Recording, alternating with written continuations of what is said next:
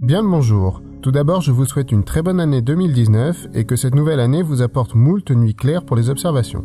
Pour commencer cette année, nous avons tout d'abord Mars, qui est toujours bien visible le soir au sud-ouest. Et Uranus reste assez facilement accessible à tout instrument au sud de Mars. Vénus et Jupiter illuminent maintenant bien les cieux matinaux.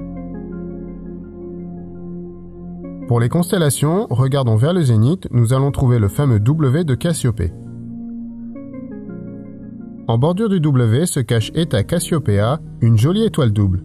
L'étoile principale de ce système est assez proche de notre Soleil, tant en distance, à seulement 20 années-lumière, mais aussi en taille et en masse. Sa compagne, quant à elle, est plus petite et nettement moins lumineuse. Ce système double devrait être visible avec une bonne paire de jumelles, mais une lunette ou un télescope seront évidemment préférables. Toujours à proximité du W, nous allons trouver l'amas ouvert M103. Cet amas est assez modeste, mais contient en son centre une supergéante bleue, une géante bleue et une géante rouge, ce qui donne un petit peu de couleur à l'ensemble. Encore une fois, une bonne paire de jumelles, lunettes ou télescope vous permettront de pouvoir l'apprécier. En suivant une des branches du W, nous allons trouver la constellation de Persée.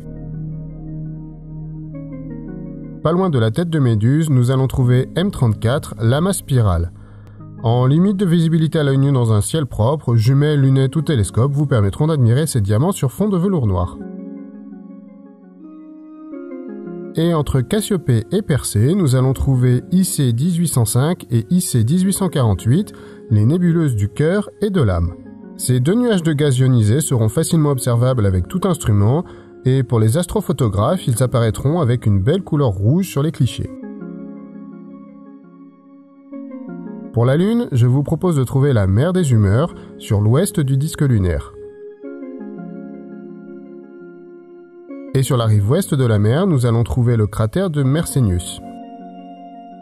Il devrait sortir du terminateur au 11e jour de la Lune, soit le 18 janvier, et y redisparaître le 1er février, soit le 27e jour de la Lune.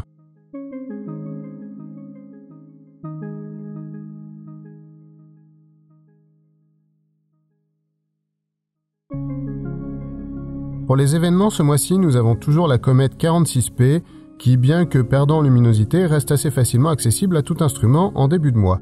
Elle vient narguer la Grande Ourse en lui passant littéralement sous la truffe, mais il faut se dépêcher de l'observer, sa luminosité décroît très vite et elle ne sera plus accessible qu'aux meilleurs instruments en fin de mois.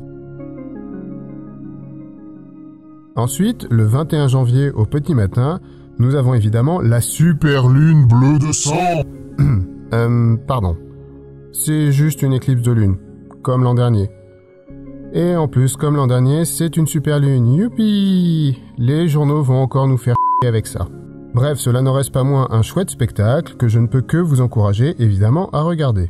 En France, la Lune se couchera en fin de phase de totalité pour les Alsaciens et en fin de phase pénombrale pour les Brestois. Je vous invite à vérifier les heures précises pour chez vous sur des éphémérides. Et pour finir, si nous avons passé le pic des quadrantides il y a 3 jours, il y a encore pas mal d'étoiles filantes à regarder dans le ciel, donc autant en profiter. Sur ce, je vous souhaite une bonne nuit et je vous dis à la prochaine lune.